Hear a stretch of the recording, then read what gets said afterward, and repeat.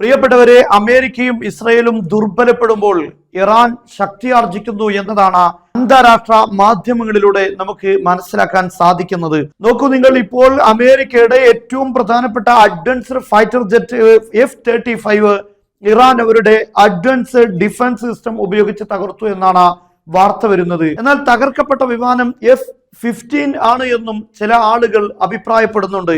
എന്തായിരുന്നാലും Iran അവകാശപ്പെട്ടിരിക്കുന്നത്, claim ചെയ്തിരിക്കുന്നത് F-35 ആണ് എന്നാണ്. അതിന്റെ അവശിഷ്ടങ്ങളും ഇറാൻ പുറത്തുവിട്ടിട്ടുണ്ട്. മാത്രമല്ല, ഈ യുദ്ധവിമാനം 2 പൈലറ്റുമാർ ഉള്ളതാണ് എന്നാണ് പറയപ്പെടുന്നത്. സ്വാഭാവികമായും F-35 ഒരു പൈലറ്റ് ആണ് ഉണ്ടാകാറുള്ളത്. 2 പൈലറ്റ് ഉണ്ട് എന്ന് പറയുമ്പോൾ അത് F-15 ആകാനാണ് സാധ്യത.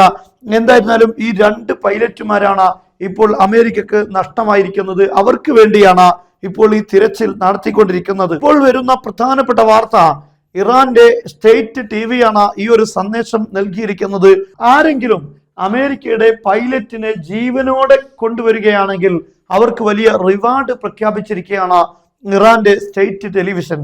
അതായത് F-35 അല്ലെങ്കിൽ 15 ഏതാണെങ്കിലും ഈ യുദ്ധവിമാനത്തിൽ ഉണ്ടായിരുന്ന പൈലറ്റുമാരെ ജീവനോടെ ആരെങ്കിലും പിടിച്ചു കൊണ്ടുവരികയാണെങ്കിൽ അവർക്ക് റിവാർഡ് ഉണ്ട് എന്നാണ് പറയപ്പെടുന്നത്. കാരണം ഈ വിമാനം തകർന്ന ഭാഗത്ത് എവിടെയെങ്കിലും ഈ പൈലറ്റുമാർ ഉണ്ടാകാനുള്ള സാധ്യതയുണ്ട്. ഇറാന്റെ മധ്യഭാഗത്താണ് ഈ യുദ്ധവിമാനം തകർന്നത് എന്നാണ് കണക്കാക്കപ്പെടുന്നത്.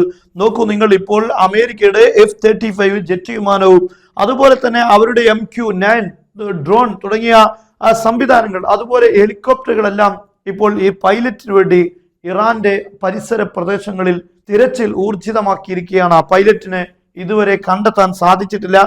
മാത്രമല്ല, ഇപ്പോൾ അവസാനം വരുന്ന വാർത്ത, ഈ തിരച്ചിൽ ഇപ്പോൾ അമേരിക്ക അവസാനിപ്പിച്ചു എന്നാണ്. ഇവിടെ നിങ്ങൾക്ക് ഹെലികോപ്റ്റർ കാണാൻ സാധിക്കും. ഈ ഹെലികോപ്റ്ററുകൾക്ക് മുന്നിലായി നിങ്ങൾക്ക് മറ്റൊരു വിമാനം കാണാൻ സാധിക്കും. ഇത് KC-130 എന്നറിയപ്പെടുന്ന ടാങ്കർ വിമാനമാണ്. ഇന്ധനം നിറക്കാൻ വേണ്ടി ഉപയോഗിക്കുന്ന വിമാനമാണ്. ഈ ഹെലികോപ്റ്ററുകൾക്ക് ഇപ്പോൾ ഇന്ധനം നിറച്ചുകൊണ്ടാണ് ഈ തെരച്ചിൽ നടത്തിക്കൊണ്ടിരിക്കുന്നത്. അതായത് വലിയൊരു ദൗത്യമാണ് ഇപ്പോൾ ഈ പൈലറ്റിന് വേണ്ടി അമേരിക്ക നടത്തിക്കൊണ്ടിരിക്കുന്നത്. പക്ഷെ ഇപ്പോഴും പൈലറ്റിനെ കണ്ടെത്താൻ സാധിച്ചില്ല എന്ന് മാത്രമല്ല, ഇപ്പോൾ ദൗത്യം അവസാനിപ്പിച്ചു എന്ന വാർത്തയാണ് നമുക്ക് അവസാനമായി ലഭിച്ചിട്ടുള്ളത്.